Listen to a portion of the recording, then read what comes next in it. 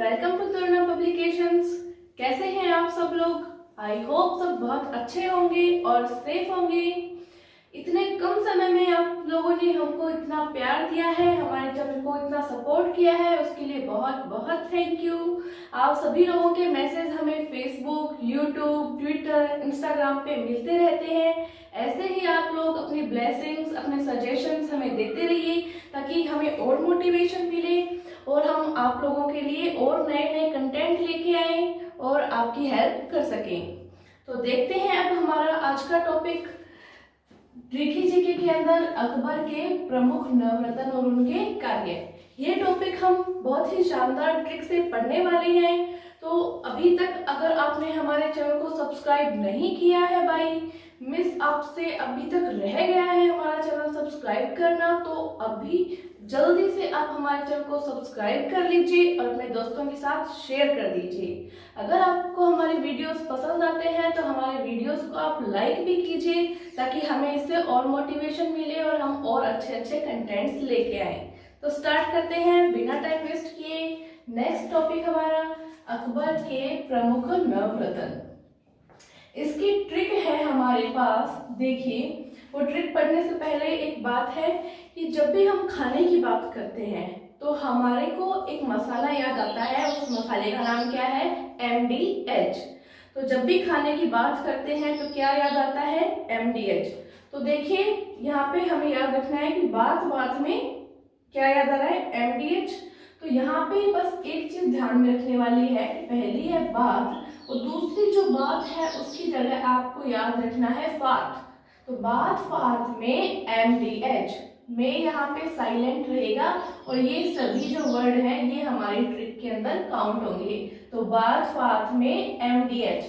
देखिए, मैं टीचर का नाम नहीं लूंगी, लेकिन YouTube पे बहुत से टीचर्स और बहुत से चैनल ऐसे हैं जिन्होंने यहाँ पर बी ट्रिक में लिखा है।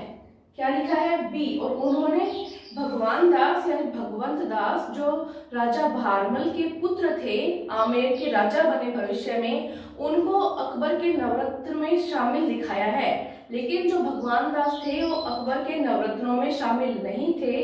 भगवान दास के जो पुत्र मान सिंह जो थे, जो अकबर की वाइफ के भतीजे थे, वो जरूर अकबर के नवरत्न में शामिल थे, लेकिन स्वयं राजा जो भगवान दास हैं वो अकबर के नवरत्नों में शामिल नहीं थे। तो ये बात को आप नोट करेंगे, ठीक है। अब देखिए हमारी ट्रिक, बात फात में MDH। जो पहला यहाँ पे बी है, उस बी से हमें याद रखना है बीरबल को। तो अकबर का नवरत्न है बीरबल। बीरबल किस लिए प्रसिद्ध थे? क्यों अकबर ने इनको अपना नवरत्न बनाया? देखिए, जो बीरबल है वो परम बुद्धिमान है और अकबर के युद्ध सलाहकार हैं। अकबर के युद्ध सलाहकार हैं। आज भी अकबर और बीरबल के जो हास्य व्यंग हैं, जो इनके बुद्धिमानी के जो चुटकुले हैं, वो अभी भी बच्चों में बहुत प्रसिद्ध है। तो अकबर बहुत ही जो बुद्धिमान व्यक्ति होते थे उनको अपने नवरत्नों में शामिल करते थे। तो बीरबल क्या है? बहुत ही बुद्धिमान है और अकबर के युद्ध सलाहकार है। अब इनकी खास बात याद रखने वाली एक और भी है कि दीने इलाही धर्म स्वीकार करने वाले ये प्रथम एवं अंतिम हिंदू राजा थे। इन्होंने दीने इलाही धर्म को स्वीकार किया था। ये प्रथम और अंतिम हिंदू राजा थे जिन्होंने दीने इलाही धर्म को स्वीकार किया था। तो बीरबल, बी से हमें याद कर लेना है। अब नेक्स्ट है हमारे पास वर्ड ए से हमें याद रखना है अबुल फजल को। ए से हमें याद रखना है अबुल फजल को। अबुल फजल कौन थे? ये अकबर के समय के प्रसिद्ध लेखक थे और साहित्यकार थे। अकबर के समय में जो भी घटनाएं हुई उन्होंने इसको लिखा था। इन्होंने आईने अकबरी एवं अकबरनामा की रचना की थी। बहुत ही प्रसिद्ध रचनाएं हैं ये। आईने अकबरी और अकबरनामा दोनों ही बहुत प्रसिद्ध रचनाएं हैं। आपको याद रखना है, क्वेश्चन ऐसे भी बन सकता है कि आईने अकबरी और अकबरनामा की रचना किसने की? तो वो अबुल फजल ने की।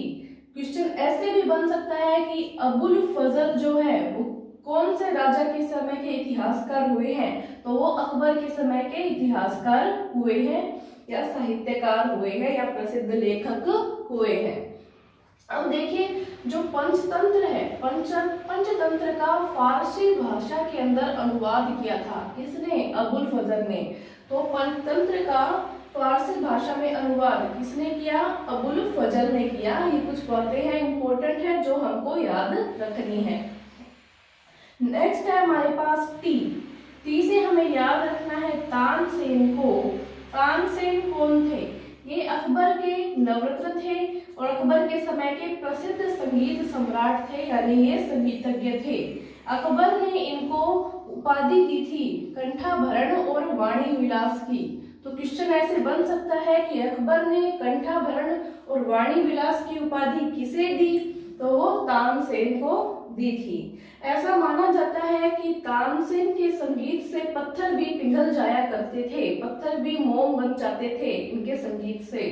ऐसी जो किंवदंतियां हैं वो इतिहास में प्रसिद्ध है। तो यहाँ हम याद रखेंगे तानसेन को टी से।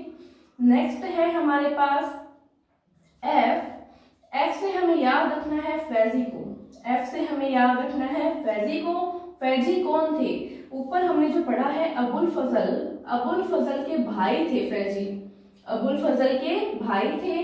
ये फारसी भाषा में कविताएं लिखते थे। कौन सी भाषा में कविताएं लिखते थे? फारसी भाषा में कविताएं लिखते थे। अकबर के बेटे के गणित विषय के शिक्षक थे, यानी कि अकबर ने हायर किया था इनको मैथ्स पढ़ाने को, गणित पढ़ाने को अपने बेटे के लिए। ठीक है, तो फैजी को हमने याद रख लिया है एफ से। नेक्स्ट है हमारे पास ए। ए से हमें याद रखना है अब्दुल रहीम खाने खाना को। अब्दुल रहीम खाने खाना को हमें ए से याद रखना है। ये अकबर के राजकवि थे और ये कौन थे? अकबर के संरक्षक बैरम खान के पुत्र थे। जो अकबर के संरक्षक थे बैरम खान, उनके पुत्र थे जो रहीम है। इनकी प्रमुख रचना है नगर शोभा। तो क्वेश्चन बन सकता है नगर शोभा किसकी रचना है? रहीम की रचना है। तो ए से हमने याद रख लिया अब्दुल रहीम खाने खाना को। नेक्स्ट है हमारे पास टी। टी से हमें याद रखना है टोडरमल को। टी से हमें याद रखना है टोडरमल को। टोडरमल कौन थे? ये अकबर के राजस्व मंत्री थे, यानी के दीवान थे। अकबर के राजस्व मंत्री थे, दीवान थे। अकबर इनसे काफी बार सलाह मशवरा करता था, तो ये अकबर के सलाहकार भी थे। देखिए, विश्व के अंदर जो भूमि मापन की सबसे पहले पद्धति दी गई वो इन्हीं राजा टोडरमल ने दी थी। अब देखिए आगे क्या है, इन्होंने भू राजस्व की दहसाला पद्धति की शुरुआत की। कौन सी पद्धति की शुरुआत की? दहसाला पद्धति की शुरुआत की।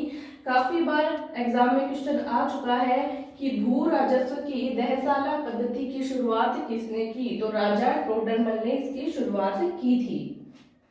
नेक्स्ट है हमारे पास एम। एम से हमें याद रखना है मान सिंह को। मान सिंह बाल्यकाल से ही अकबर के पास थे। ये अकबर के पास आए थे जब अकबर का विवाह हुआ था। जोधाबाई या हरकाबाई के नाम से जिनको हम जानते हैं, ये उनके भतीजे थे। तो उनके विवाह में ही ये अकबर के साथ आ गए थे और तब से ही अकबर की सेवा में काम कर रहे थे। तो ये अकबर की सेना के मुख्य सेनापति थे। अकबर के लिए ये बहुत ही मुख्य थे और बहुत ही उनके प्रिय थे। तो अकबर ने इनको अपनी सेना का मुख्य सेनापति बनाया था क्योंकि ये बहुत वीर और पराक्रमी थे। अकबर ने इनको सर्वाधिक मनसबदारी दी थी। 7,000 के मनसबदार थे ये। अकबर ने इनको बहुत ही अधिक, सबसे अधिक मनसबदारी दी थी और ये भगवान दास के पुत्र थे। ये किसके पुत्र थे? भगवान दास के पुत्र थे। नेक्स्ट देखते हैं डी। डी से हमें याद रखना है दो प्याजा को। डी से हमें याद रखना है दो प्याजा को और ये अकबर के नवरत्न में शामिल थे और ये अरब से आए हुए थे। अकबर के जो पिताजी हैं हुमायूं के काल में ये अरब देश से आए हुए मुला थे, तो इनका नाम मुला दो प्याजा पड़ा। तो डी से हम याद रखेंगे दो प्याजा को और अरब से आए हुए मुला थे तो मुला दो प्याजा। देखिए, ये हुमायूं के समय अरब से भारत आए थे। किस लिए समय आए थे? हुमायूं के समय आए थे। अरब देश से आए थे। कहाँ पे? भारत में। ये योग्य और निष्ठावान थे। इसलिए अकबर ने इनको अपना नवरत्न बनाया था। ये अकबर के निजी रसोइया थे। कौन थे ये? अकबर के निजी रसोइया थे, मतलब शेफ थे अकबर के। नेक्स्ट है हमारे पास एच। एच से हमें याद रखना है हकीम हुक्काम को। हकीम हुक्काम को देखिए ये कौन थे? ये अकबर के निजी चिकित्सक थे, अकबर के डॉक्टर थे ये। इनका असल नाम फकीर अजीउद्दीन था। इनका असल नाम फकीर अजीउद्दीन था। तो एच से हो गया हकीम हुक्काम। दोबारा एक बार देखते हैं। बी से बिरबल, ए से अबुल फजर, टी से तानसेन, एफ से फैजी, ए से अब्दुल रहीम खाने खाना, टी से टोडरमल, एम से मान सिंह, डी से दो प्याजा यानी कि मुला दो प्याजा, और एच से हकीम हुक्काम। इस प्रकार हमने आज अकबर के प्रमुख नवरत्नों को याद कर लिया है और उनके कार्य क्या थे उनको भी हमने याद कर लिया है। इसी प्रकार की कोई नई ट्रिक और नए टॉपिक की जानकारी अगर आपको चाहिए तो आप नीचे कमेंट सेक्शन में मुझे कमेंट करके बता सकते हैं। और आपको ये वीडियो कैसी लगी ये भी हमें जरूर बताइए। और अगर आपको वीडियो पसंद आई है तो हमारी वीडियोस को लाइक कीजिए, अपने दोस्तों के साथ शेयर कीजिए और हमारे चैनल को सब्सक्राइब कीजिए। बने रहें तरुणा पब्लिकेशंस के साथ। धन्यवाद।